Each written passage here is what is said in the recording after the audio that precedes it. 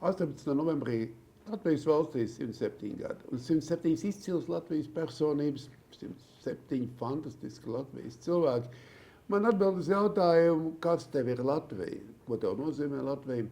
Man šodienas sarunas biedrs, ģenerālis, ilgadējs Latvijas bruņoto spēku virspavēlnieks Raimonds Grauba. Ģenerāli, ko tev nozīmē Latvija? Jā, labvakar.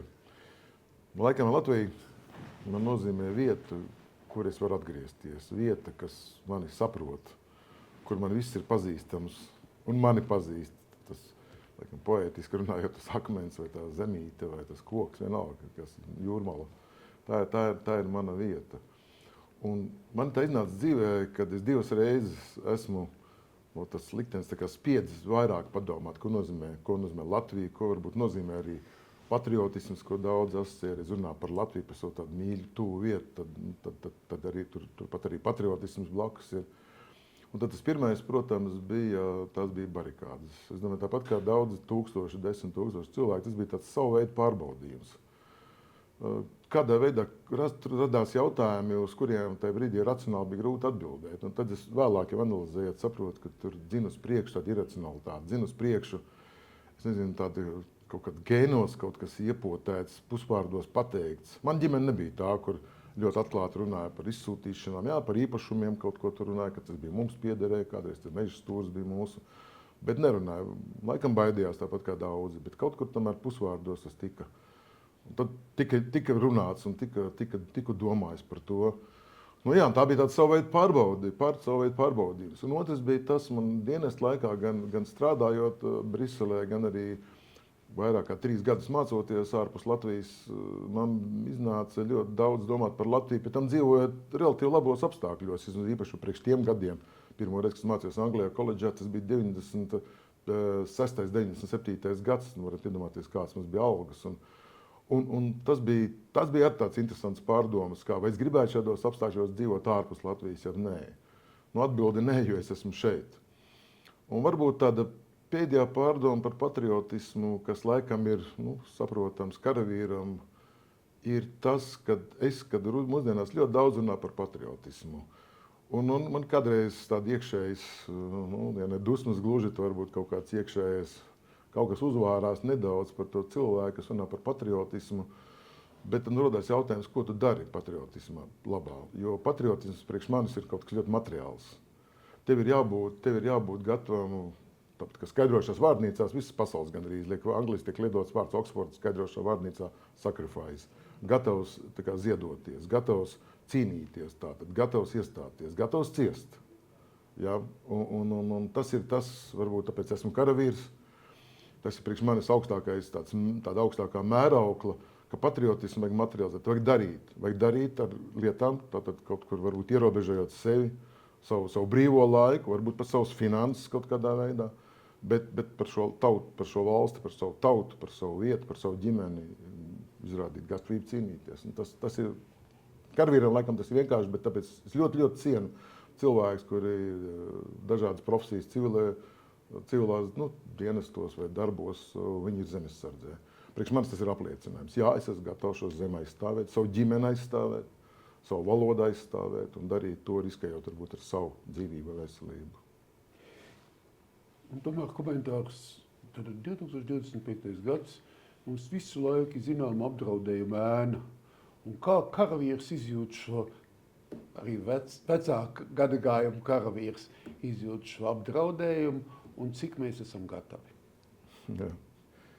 Man būtu savādāk atbildi, tāpēc, ka man priekš manis šajā apdraudējumā grūtāk atbildi ir tie, ko es darīšu vai ko es spēšu darīt.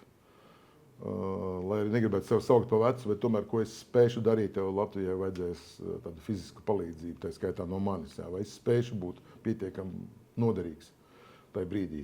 Bet šis brīdis, protams, viņš ir ļoti, ļoti traģisks īpaši Ukraiņiem, ļoti tāds riskants un varbūt neprognozējams arī mums, bet no vienas puses viņš ir arī labs ar to, ka tas mobilizē mūsu labākos spēkus, mobilizē mūsu šos zemapziņas, varbūt tādas ģenētiski ieprogrammētās, ueprogrammētu uzdevumu aizstāvēt savu ģimeni, savu valsti, savu valodu.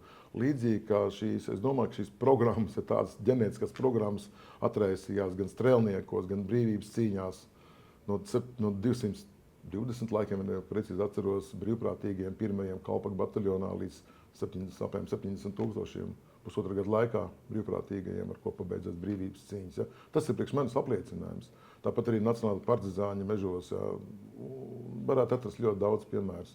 Un šis ir tas brīdis, ja, ka mēs izrādām gatavību un esam gatavi iekšēji sev uzrunājam un stājamies zemesardzē. Ļoti daudz cilvēku iestājās zemesardzē tieši no saucamies tas Ukrainas iesaukums, ja tā var teikt. Un kas bija ļoti interesanti statistiski, ka tie lielākoties cilvēki jau nostabilizētu tādu amatiem, ienākumiem, ģimeni. Ļoti uzsvars, ļoti daudz ģimenes cilvēki vecumā starp 30 un 45 stājās zemesardzē. Tas ir apliecinājums tam, ka jā, viņos kaut kas šī vajadzība aizstāvēt savu ģimeni, savu sētu, savu šo brīvību, dzīvību, demokrātiju ir tas, kas viņus dzen. Un tas varbūt tas, kas no šī grūtā, traģiskā brīža citām tautām mums jāņem līdzi kā tāds pozitīvais. Un tas jāatcerās. Līdzīgi kā, es domāju, mēs pagri esam aizmirsuši un pamaz pieminam un runājam par barikādēm, kur tauta bija mobilizējusies, kur fiziski visa tauta bija mobilizējusies. Vienā vai otrā veidā. Un mēs tā kā klusējam par to, nerunājam par to, pat nepietiekam svinam šīs dienas, vai varbūt ir kāds baidās no šīs tautas nekontrolētās izpausmes, varenas, spēcīgas, pārliecinošas, ja? Vai negrib šādus kaut kāds nekontrolēts process raistīt, bet kas noved pie rezultāta. Tāds bija barikādas. Un tomēr pēdējo jautājumu es gribētu no barikādēm 91. gada janvārs līdz 2025. gadam Latvijas armija ir izaugusi. Latvijas armija izskatās mazliet citādāk nekā viņi bija pašā sākumā. Cits bruņojums, cita attieksme, cits stāja. Izstāst, kāda tev šķiet šobrīd Latvijas armija?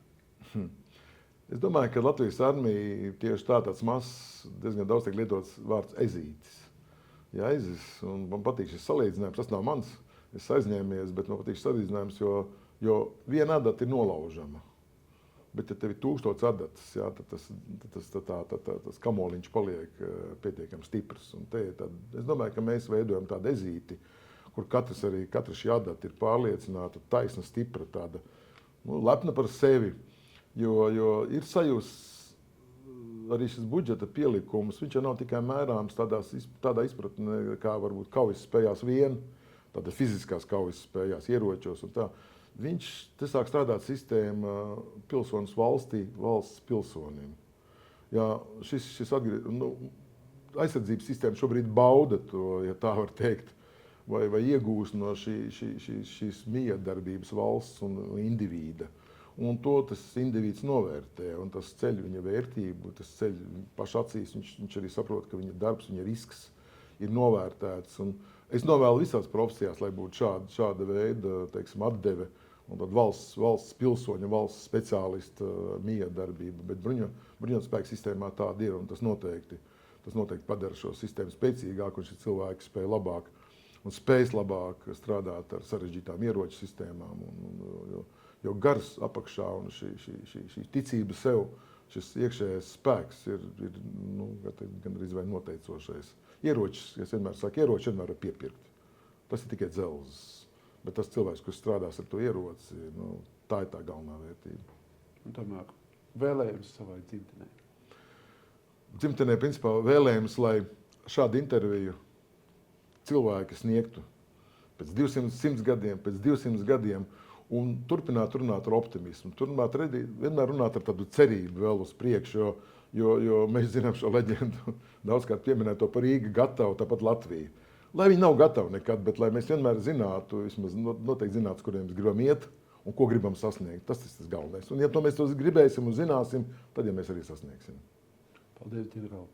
Paldies.